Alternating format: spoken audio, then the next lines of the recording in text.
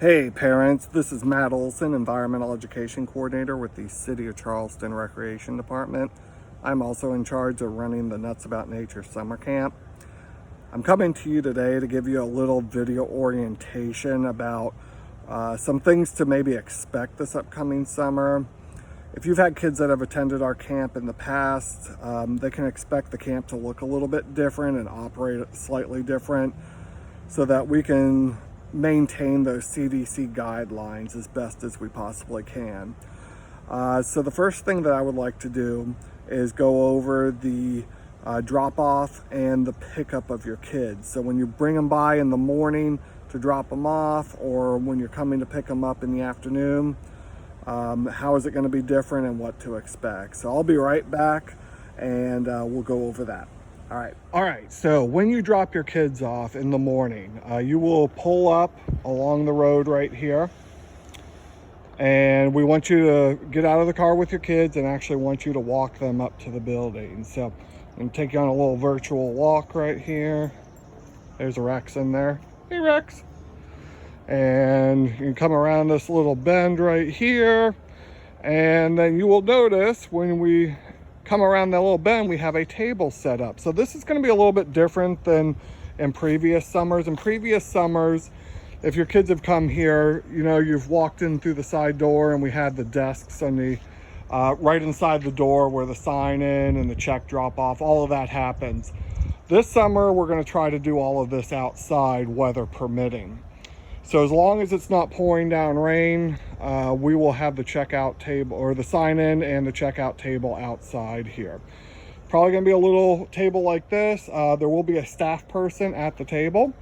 You will bring your child up to the table, and there's gonna be a few things that are gonna happen. Number one, we will still have the sign in sheet. So you'll have to sign your kids in along with the time that you've dropped them off.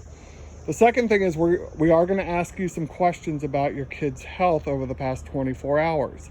This will be a daily occurrence and not a weekly occurrence because we want to make sure we're keeping up with how they are feeling. The third thing is we are going to have to take their temperature. If the temperature reads above 100.4, unfortunately your kids will not be allowed to come to camp that day. And we are going to be very strict on that. The 100.4 degree temperature mark is the one that the CDC uses, is kind of the benchmark if a person is too hot to really come and be able to come to a camp or go to school or just be within a group. So the temperature has to be 100.4 or below for your kids to attend. As long as all of that checks out, your kids will then come over, they will go in, they will put their belongings into their cubby hole. The kids will have a counselor that will be with them for the entire week, and the counselors will be here in the morning, and so their kids can go find their counselor, and we'll begin the camp day that way. After you have checked in and the kids have made it inside, you are free to go. When you come to pick them up in the afternoon, you will also come up to the white table here. You will need to sign your kids out. Now, please note that if there is a staff person at the table and they do not recognize you, they may very well ask for your ID to make sure that it is a proper person picking the kids up. If you have a grandparent or a babysitter coming to pick your kids up, make sure that we have them listed on the application as an authorized person to be able to pick them up. If someone shows up and they are not on that list, we will not be allowed to let the kids go with that person, even if it's a grandparent or an uncle or an aunt. So make sure that we have an updated list to speed up the process of the kids leaving. Along this little plant line right here in the afternoon, we will probably also have the kids, again, weather permitting, bring their belongings out and line them up along this little plant area. That will make it very easy when you come to pick them up. All their belongings should already be outside and no one should have to go back inside of the building. Of course, if we have inclement weather going on, we will have to make some slight changes to this whole process. But the whole point of this is to reduce the amount of people that will be entering our building, therefore reducing possible exposures. All right, I will come back in just a little bit here and we will cover another topic. All right, so let's talk a little bit about the operation of the camp and how it's going to run. During a normal camp, I would have between 18 to 20 kids per week at camp. This upcoming summer, though, we have knocked that down to just about half. So all of my weeks at camp right now, we have between 10 and 14 kids per week instead of the 18 to 20.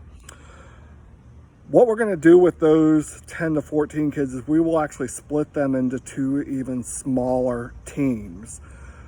Each team is going to have a counselor each week that will stick with them for the entire week. So we will not be switching primary counselors with the kids throughout the week. Again, just an effort here to do as much social distancing as possible. So instead of having 10 to 14 kids all crowded around each other through the entire week, we will now have groups of 5 to 7.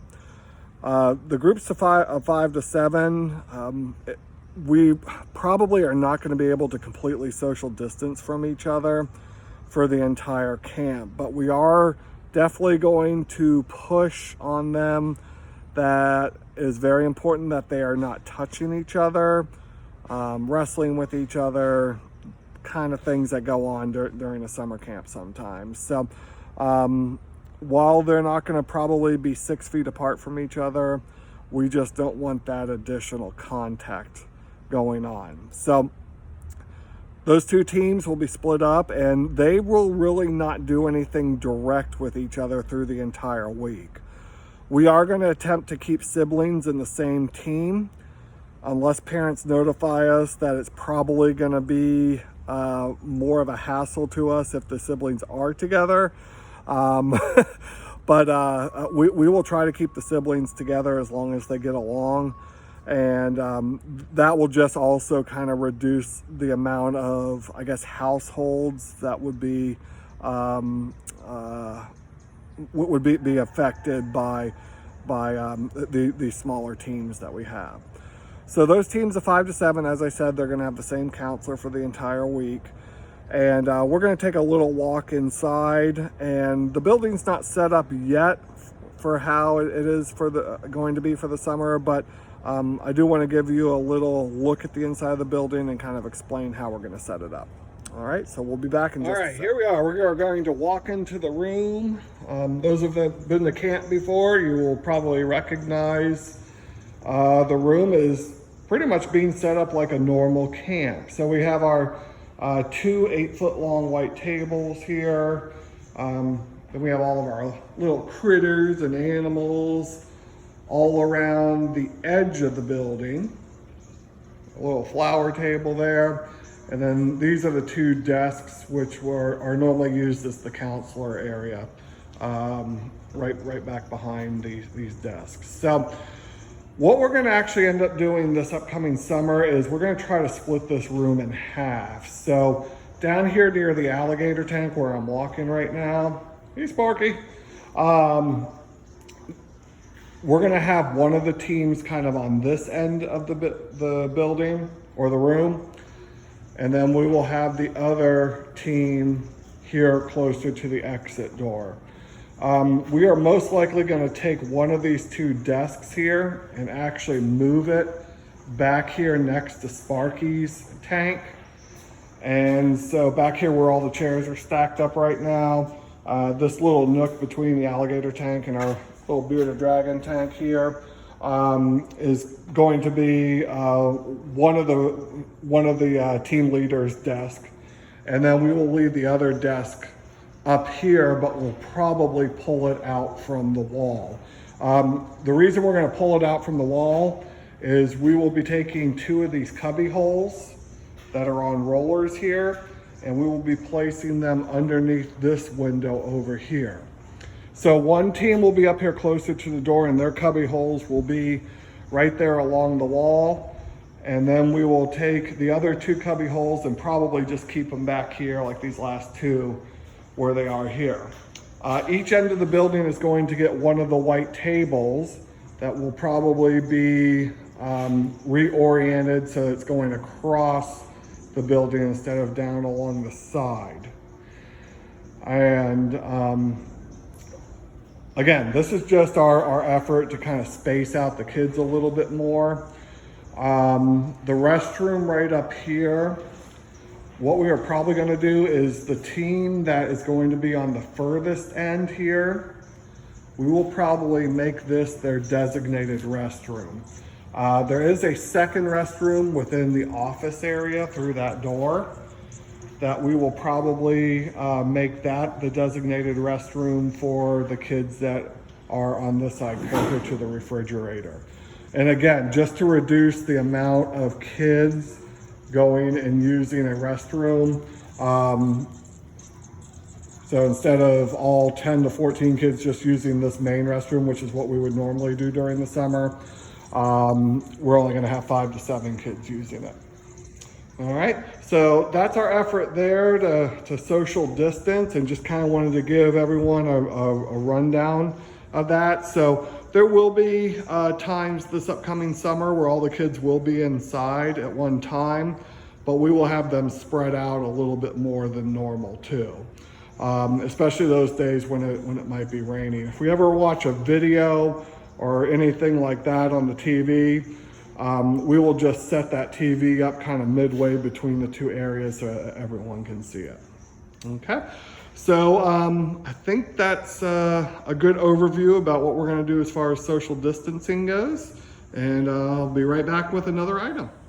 All right, so the final thing I want to cover is part of this video orientation is what are we doing at Nuts About Nature and at all of the other city summer camps is preventative measures for this coronavirus pandemic to try to keep everyone as safe as possible.